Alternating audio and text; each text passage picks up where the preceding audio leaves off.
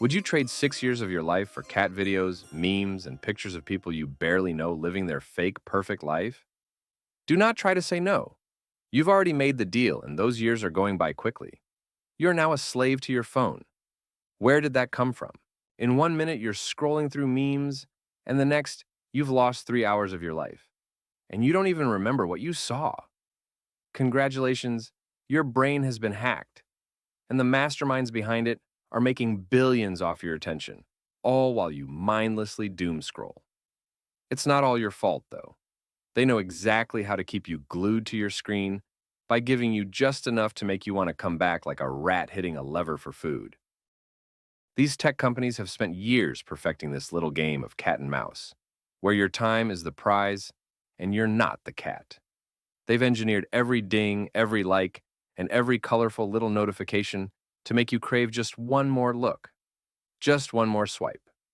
You're not alone, of course. Everyone else is right there with you. We're all victims of a system that loves to keep us busy. They've made your phone into the most addicting slot machine in the world. You play and they win. In the end, your attention is the prize. But how did we get here? How did a simple device, once meant to make calls, remember those, turn into the black hole of endless scrolling it is today? More importantly, how the hell do we break free from this cycle before our attention spans officially flatline? If you've ever thought about chucking your phone into a lake just to feel like a functioning human again, hear me out. Because the next hit of dopamine isn't coming from your phone this time, I think. Our phones aren't just gadgets anymore. They've morphed into an extra limb, glued to our hands as if our survival depends on checking Instagram every 5 minutes. We know it's a problem, but we can't stop. We've all become participants in the greatest social experiment ever. How long can you scroll before you forget what the outside world looks like? This didn't happen overnight. We didn't wake up one morning suddenly unable to enjoy dinner without checking notifications. No, this has been a slow, calculated takeover. The tech companies weren't just making cool apps. They were designing digital traps.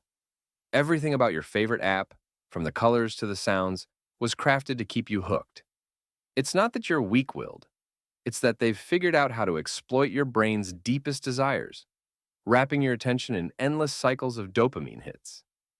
Think back to when you'd go out for a walk, or even spend time with friends without feeling that magnetic pull towards your phone. Now, that moment of silence or downtime feels unbearable without checking in on the latest TikTok trend. You've been conditioned to fill every gap with content. We've become like Pavlov's dogs, except instead of salivating at a bell, we reach for our phones the second we feel even the slightest twinge of boredom, and we barely notice it anymore. Your addiction to scrolling is not just about getting a quick hit of entertainment. It goes much deeper than that, straight into the wiring of your brain. Let's talk about something you may think you know about it: dopamine. Everyone's favorite feel-good chemical has gotten a lot of attention lately, but most people misunderstand it. Dopamine isn't released when you achieve something, it's released when you're chasing it. So, the thrill isn't in catching the rabbit, it's in the hunt. That's why social media feels like an eternal treasure hunt. You're not addicted to the funny cat video itself. You're addicted to the possibility of finding the next even funnier cat video.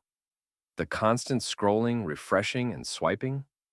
That's your brain searching for that next dopamine hit, not from the reward itself, but from the anticipation of it. Tech companies know this. They've built apps around this endless loop of searching and anticipating, making sure you never stop swiping. Because if you did, they'd lose your attention, and that's the last thing they want. Ever wonder why most apps have endless scrolling? They are designed that way so you never hit the bottom, because they don't want you to stop. The more dopamine your brain pumps out in these short bursts, the more it dulls your overall sense of satisfaction. Those little hits don't come for free. Our brain works like a bodybuilder's muscles. The more weight it lifts, the stronger it gets. But as it gets stronger, light weights become too easy and boring.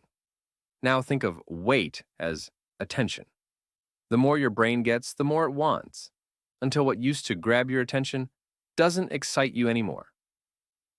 Over time, your brain's baseline level of pleasure takes a nosedive. That's why the things you used to enjoy, like reading a book or having an actual conversation with a real human being, don't feel as fun anymore. Your brain has recalibrated to expect a constant flood of stimulation.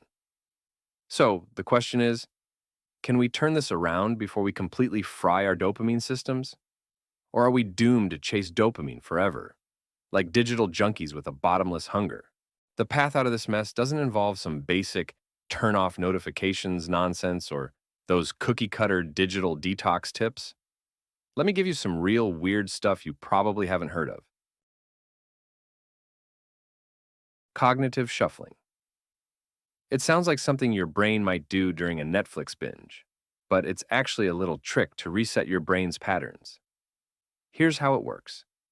Instead of fighting your addiction to content by just turning your phone off and staring at the ceiling, which, let's be honest, rarely works, you deliberately jumble your thoughts. The technique is rooted in cognitive science and involves mentally listing random words or objects with no logical connection. So, apple, cloud, shoe, and so on. What this does is scramble your brain's habitual cycles, disrupting that autopilot mode that keeps pushing you back to your phone. Studies have shown that cognitive shuffling can lower stress and actually interrupt addictive loops. It's like hitting the reset button on your brain's frantic thought patterns. Weird? Yes. Effective? Also, yes.